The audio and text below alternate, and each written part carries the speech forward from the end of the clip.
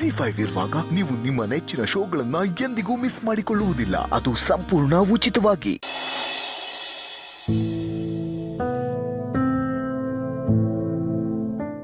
ನಿಧಿ,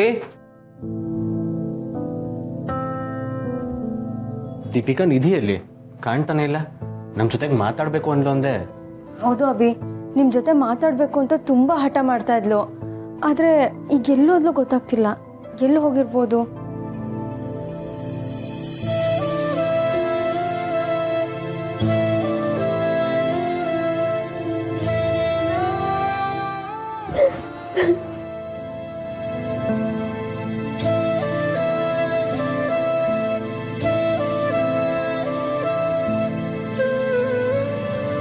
ಬೇಜಾರು ಮಾಡ್ಕೊಬೇಡ ನಿಧಿ. ಹೀಗಾಗತ್ತೆ ಅಂತ ನಮಗೆ ಗೊತ್ತಿರಲಿಲ್ಲ. ಬೇರೆ ದಾರಿ ಇರಲಿಲ್ಲ. ಮದುವೆ ಮುಂದೆ ಹಾಕಬೇಕಾಯ್ತು.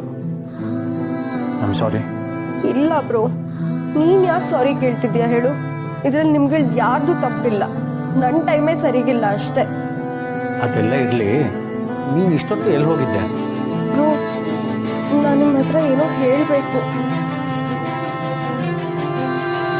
ನೀನು ನಮ್ಮನ್ನು ನೋಡಬೇಕು ಅಂತ ಹೇಳಿದೆಯಂತೆ. ಯಾಕೆ ನಿಧಿ, ಏನು ಮಾತಾಡ್ಬೇಕು ಹೇಳು?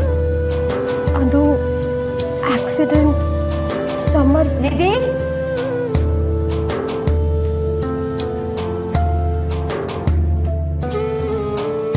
ಎಲ್ಲಿ ಹೋಗಿದ್ದೆ ನೀನು? ನೀವೆಲ್ಲ ಇಲ್ಲೇನ್ ಮಾಡ್ತಿದ್ದೀರಾ?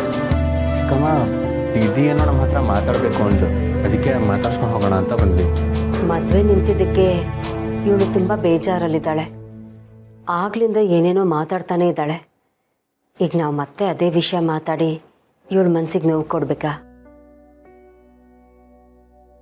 ಮಾಮ್, ಅದು ಹಾಗಲ್ಲ. ಅದು ಆ್ಯಕ್ಚುಲಿ ನಾನು ನಿಧಿ, ನೊಂದ್ಕೋಬೇಡ. ಸ್ವಲ್ಪ ದಿನ ಅಷ್ಟೇ. ಮತ್ತೆ ನಾನು ಗಂಡಿನ ಕಡೆಯವ್ರ ಜೊತೆ ಮಾತಾಡಿ ಒಂದು ಒಳ್ಳೆ ದಿನ ನೋಡಿ ನಿನ್ನ ಮದುವೆ ಫಿಕ್ಸ್ ಮಾಡ್ತೀನಿ. ನಾವೆಲ್ಲರೂ ನಿನ್ನ ಜೊತೆ ಇದ್ದೀವಿ. ಮದುವೆ ನಿಂತಿದ್ದಕ್ಕೆ ಅಂತ ಯಾಕೆ ಹೇಳ್ಬೇಕು ಚಿಕ್ಕಮ್ಮ? ಮದುವೆ ಮುಂದೆ ಹೋಗಿದೆ ಅಷ್ಟೇ. ನಿಧಿ, ನಿನ್ನ ಮದುವೆ ನಿಲ್ಲಲ್ಲ. ಈಗ ನಿನ್ನ ಮದುವೆ ನಾವು ಹೇಗೆ ಮಾಡಬೇಕು ಅಂದ್ಕೊಂಡಿದ್ವೋ ಅದಕ್ಕಿಂತ ಗ್ರ್ಯಾಂಡಾಗಿ ನಡೆಯುತ್ತೆ ನಿನ್ನ ಮದುವೆ. ಏನು ಯೋಚನೆ ಮಾಡಬೇಡ. ನಾನು ಇವಳನ್ನು ನೋಡ್ಕೋತೀನಿ. ನೀವಿಬ್ರು ಹೋಗಿ ರೆಸ್ಟ್ ಮಾಡಿ. ನಾವೆಲ್ಲರೂ ಇಲ್ಲೇ ಇದ್ದು ಮಾತಾಡ್ತಾ ಇದ್ರೆ ಇವಳು ಡಿಸ್ಟರ್ಬ್ ಆಗ್ತಾಳೆ. ಅತ್ತೆ ಹೇಳ್ತಿರೋದು ಕರೆಕ್ಟಾಗೇ ಇದೆ. ನಿಧಿ, ನಾವು ನಿಮ್ಮ ಜೊತೆ ಆಮೇಲೆ ಮಾತಾಡ್ತೀವಿ. ಅಭಿ, ಬಾವ, ಬನ್ನಿ ಹೋಗೋಣ.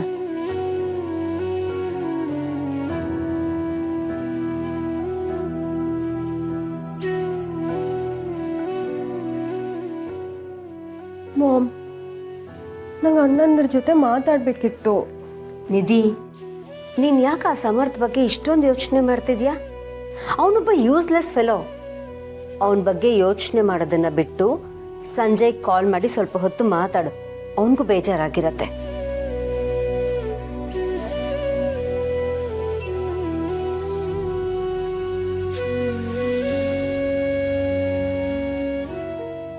ದೀಪಿಕಾ, ಹೇಳಿ ಅತ್ತೆ. ನೀನು ಸ್ವಲ್ಪ ಹೊತ್ತು ನಿಧಿ ಜೊತೆನೇ ಇರ್ತೀಯಾ? ಅವಳು ತುಂಬ ಡಿಸ್ಟರ್ಬ್ ಆಗಿದ್ದಾಳೆ. ಅವಳ ಮೈಂಡ್ ಡೈವರ್ಟ್ ಆಗೋದಕ್ಕೆ ನೀನೇ ಸರಿ. ಸರಿ ಅತ್ತೆ, ನಾನು ನೋಡ್ಕೊತೀನಿ.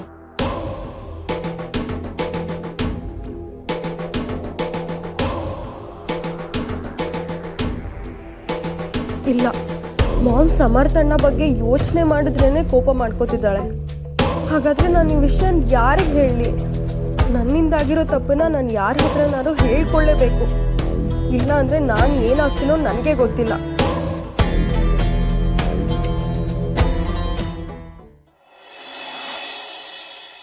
ಇಲ್ಲ ಸರ್, ನೀವು ಆದಷ್ಟು ಬೇಗ ಬೇಲ್ ವ್ಯವಸ್ಥೆ ಮಾಡಬೇಕು. ಪೊಲೀಸರು ಆಲ್ರೆಡಿ ಚಾರ್ಜ್ ಶೀಟ್ ಸಬ್ಮಿಟ್ ಮಾಡಿದ್ದಾರೆ.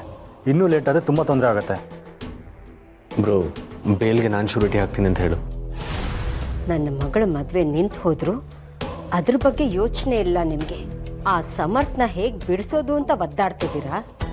ಅವತ್ತೇನೋ ಸಮರ್ಥನ ಕಾಪಾಡ್ಕೊಂಡ್ರಿ, ಆದರೆ ಇವತ್ತು ಅದಷ್ಟು ಸುಲಭ ಅಲ್ಲ.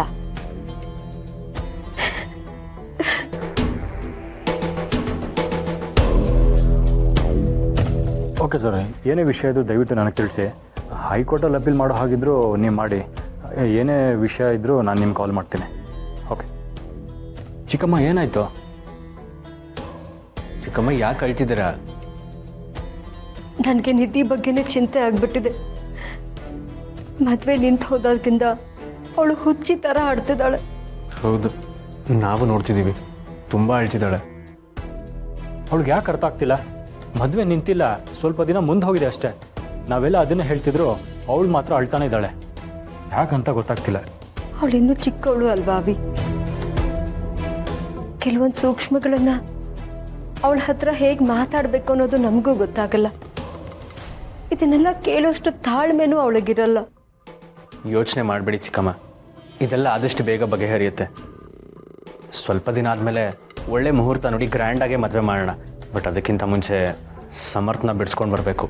ತಾತ ಹುಷಾರಾಗಬೇಕು. ಹೌದು, ಅದೆಲ್ಲ ಆದ್ರೇ ಅಮ್ಮನ ಮುಖದಲ್ಲಿ ನಗು ಬರೋದು, ಮನೇಲಿ ಮತ್ತೆ ಕಳೆ ಬರೋದು. ಮನೆಯವ್ರು ನಗ್ತಾ ಇದ್ರೆ ನಿಧಿಗೂ ಖುಷಿ ಆಗುತ್ತೆ. ಆಗ ನಿಧಿ ಮದುವೆನೂ ಚೆನ್ನಾಗಾಗುತ್ತೆ.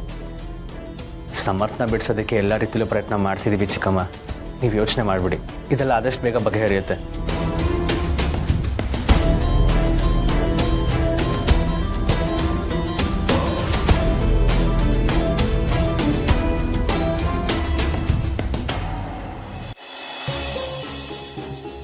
ನಿಮ್ಮ ಮನೆಗೆ ಸಂಬಂಧಪಟ್ಟ ಕಾರಿಂದ ನಿನ್ನೆ ಒಂದು ಆಕ್ಸಿಡೆಂಟ್ ಆಗಿದೆ. ಆಕ್ಸಿಡೆಂಟಲ್ಲಿ ಸ್ಪಾಟಲ್ಲೇ ಒಬ್ಬ ವ್ಯಕ್ತಿ ಜೀವ ಕಳ್ಕೊಂಡಿದ್ದಾರೆ. ಇನ್ಸ್ಪೆಕ್ಟರ್, ಆಕ್ಸಿಡೆಂಟ್ ಮಾಡಿದ್ದು ನಾನೇ. ರಾತ್ರಿ ಯಾವುದೋ ಕೆಲಸದ ಮೇಲೆ ಆಚೆ ಹೋಗಿದೆ, ಬರುವಾಗ ಆಕ್ಸಿಡೆಂಟ್ ಆಗೋಯ್ತು. ನಾನು ಇವನ್ನ ಅರೆಸ್ಟ್ ಮಾಡಬೇಕಾಗತ್ತೆ.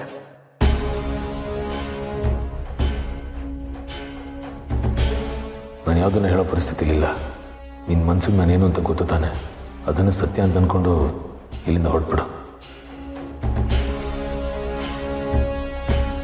ಆ ಡಿಟೆಕ್ಟಿವ್ ದತ್ತ ಇನ್ನೂ ಬಂದಿಲ್ವಾ? ಅಥವಾ ಶಾಶ್ವತವಾಗಿ ಬರೋದೇ ಇಲ್ವಾ? ಅದೆಷ್ಟೇ ಸಾಕ್ಷಿಗಳು ಸಿಕ್ಕಿದ್ರೂ ಅವೆಲ್ಲ ನಾಶ ಆಗುತ್ತೆಯೇ ಹೊರತು ಈ ಶಾರ್ವರಿನ ಕಿಂಚಿತ್ತು ಅಲಗಾಡ್ಸಕ್ಕಾಗಲ್ಲ.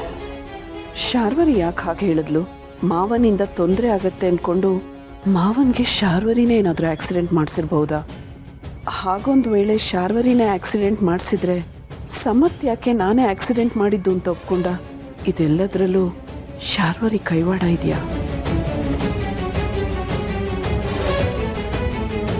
ನೀನು ಹೀಗೆ ಕೊರಗ್ತಾ ಇರೋದನ್ನ ನೋಡಿದ್ರೆ ಅಯ್ಯೋ ಅನ್ಸುತ್ತೆ. ನನ್ನನ್ನೇ ಮನೆಯಿಂದ ಆಚೆ ಹಾಕ್ತೀನಿ ಅಂದೆ, ನನಗೆ ಶಿಕ್ಷೆ ಕೊಡಿಸ್ತೀನಿ ಅಂದೆ. ಆದರೆ ಈ ಮನೆಯಿಂದ ನಿನ್ನ ಮಗನ ಕೈಗೆ ಕೋಳ ಹಾಕಿ ಎಳ್ಕೊಂಡು ಹೋದ್ರು. ಇನ್ನು ಸ್ವಲ್ಪ ದಿನದಲ್ಲೇ ಅವನಿಗೆ ಶಿಕ್ಷೆನೂ ಆಗುತ್ತೆ. ZEE5 ಆಪ್ ಡೌನ್ಲೋಡ್ ಮಾಡಿ ಎಲ್ಲಾ ಸಂಚಿಕೆಗಳನ್ನು ಸಂಪೂರ್ಣ ಉಚಿತವಾಗಿ ನೋಡಿ.